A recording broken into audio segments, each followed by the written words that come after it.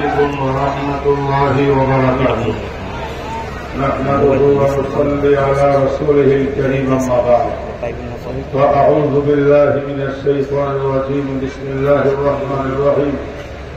وجعلنا منهم أئمة يهدون بأمرنا لما صبروا وكانوا بآياتنا يوقنون. صدق الله مولانا العظيم. আজকের এই উলামা সুধী সমাজের ঐতিহাসিক চরমনায় এই স্টেজটা আমার মনে হয় আজকে একটু ব্যতিক্রমের স্টেজ দেখতেছি। একটু আগে আমাদের ফরিদ সাহেব বলছেন এই দেশে সিয়াসত রাজনীতি গুরু আর ওস্তাদ ছিলেন হয়তো হাবিবজি হুজুর রহমতুল্লাহ, আর হাবিবজি হুজুর থেকে শেখুল হাদিস, ঠিক না বেঠিক? এবং হাবিবজি হুজুর থেকে ওনার জামাতা হযরত মুফতি আমিন রহমতুল্লাহ।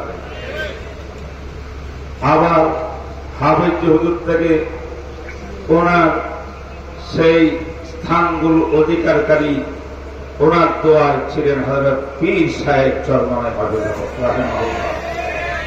তাইলে যারা এই দেশে হকের পক্ষে বাতিলের বিরুদ্ধে প্রতিবাদ শিখিয়েছেন, সেই মহান ব্যক্তির প্রথম খলিফা বলতে পারি শেখুল হাদিস, এরপরে মরহুম চরমনায় পীর সাহেব, পাশাপাশি মুজাহিদে মিল্লাত মুফতি আমিনী।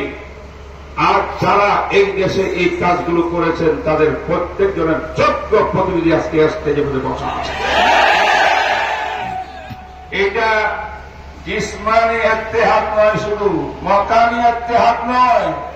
আমরা আজকে দোয়া করতে হবে চোখের পানি ফেলিয়া এই ইমামদের মধ্যে আইম্মাতান ইয়াহদুনা বিআমরিনা, এই ইমামদের মধ্যে যেন কবের ঐক্যবদ্ধ হয় না।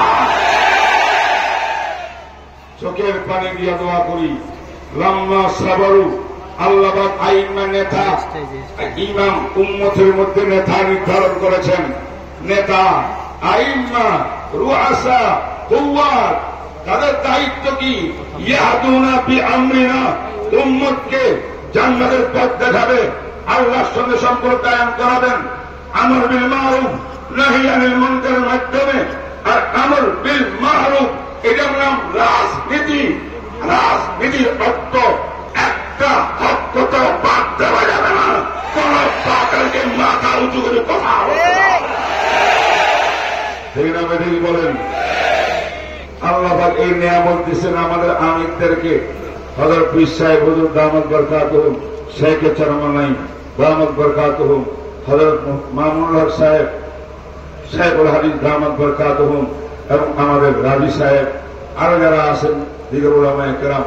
একটা নিয়ামতের লাম্মা সাবারু, তারা ধৈর্য ধরেছেন, ইস্তেকামত ছিলেন আল্লাহর গোলামির উপর, ইস্তেকামত ছিলেন বাতিলের সামনে।